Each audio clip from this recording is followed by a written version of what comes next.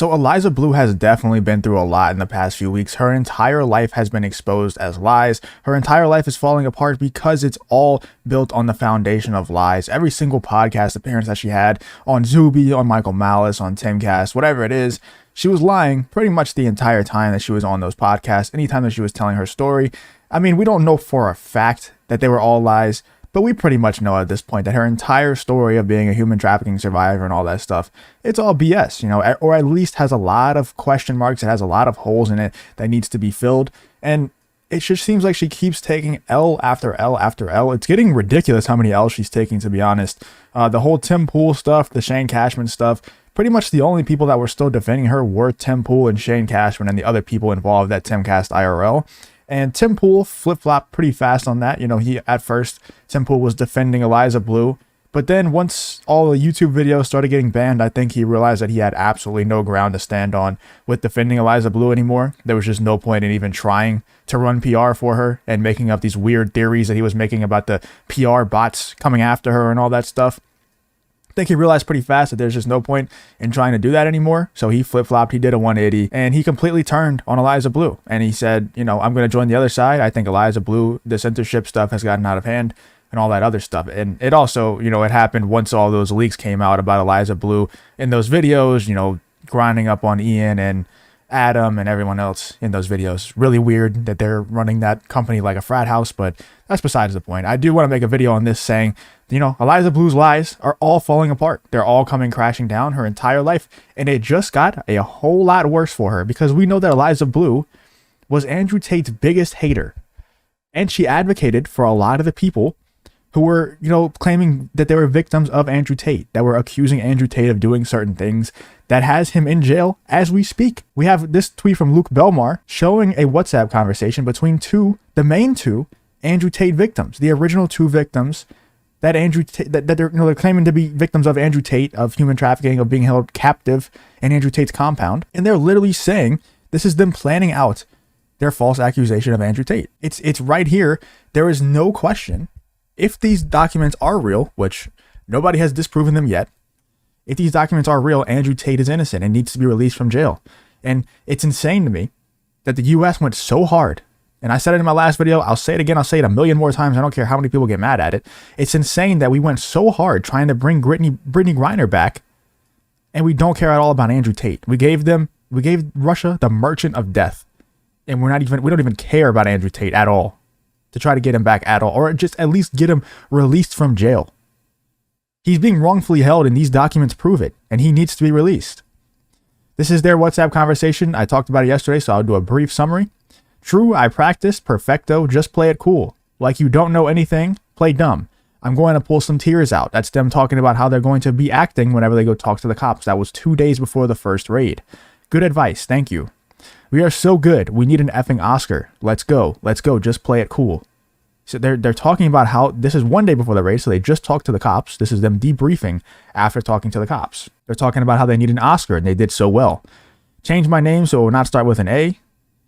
Yeah, I told you be like saying a nice message that we are hurt or shit like that, and we do love them, but don't like the situation. So they're trying to come across as reasonable to the cops, saying that they don't hate Andrew Tate, they actually love them, but it's just a bad situation. We can't allow these other women to go through the same thing that we went through, all the other BS. So they were trying their best. This is them caught in every single way possible. This is them caught lying. And this is people that Eliza Bleu vouched for, shockingly enough. More liars. Not only is Eliza Bleu a liar herself, but she also vouched for, heavily, other liars and lied on another man to get him in jail. He's still in jail right now. And a lot of that is because of things that Eliza Bleu has done and people that Eliza Bleu has vouched for. Like these two right here. Yeah, I told you be like saying a nice message. We read that, so they think we will not be really against them. Yeah, that's smart. Play the victim. I mean, we are, but act like we still love them and stuff. Play the victim. I mean, we are. And then the other girl responds and says, haha, we are? They're literally laughing at the fact that they could possibly be victims to Andrew Tate. They're laughing at it in text. You don't laugh about stuff like that. If you were really trafficked, you wouldn't be laughing about it. Just wouldn't happen. And then in the next sheet, next document, the girl literally says that they don't think that they care if they leave. They don't think Tristan doesn't really care if I leave. She says that word for word right here. And she says it again later on that she doesn't think they care if she leaves. They don't care at all. This is her talking to her mom, telling her mom that she wants to go to London, which she did end up going to London. And whenever she got to London, she posted pictures and TikToks and stuff of her with like bust down APs and diamond bracelets and new shoes, new bags, all of this stuff. Who was she getting that from? Was she paid off to maybe falsely accuse Andrew Tate? It's very possible, because I know that other people, Andrew Tate has said this in the past, people from Fresh and Fit have said this in the past, that they have seen the offers that certain people around them, close to them, have gotten. $300,000 offers to falsely accuse them of things like this. So they could have gotten paid off, or maybe they went to somebody who was similar to Tate to, webcam for them, and maybe they told them falsely accuse Andrew because he wanted to bring down the competition. Who knows what it is? But they definitely got a big influx of money right after they told on Tate, and they fled the country. Not necessarily fled the country, but they left the country. They went to stay in a very expensive part of London, and they stayed there for months and months and months with bust down APs, new diamond bracelets, new bags, new shoes. And you just know, man, you just know Eliza Bleu vouched for these people, and you know she's furious. We go to her Twitter account, she's silent, not saying a word, not saying those documents are fake, not saying that those documents are irrelevant, nothing, because she has nothing left to say. Her entire life has been exposed as a lie. Every single story that she told, every single, thing that she advocated for, trying to take the CP off Twitter, noble cause, right? She didn't do anything to get that done.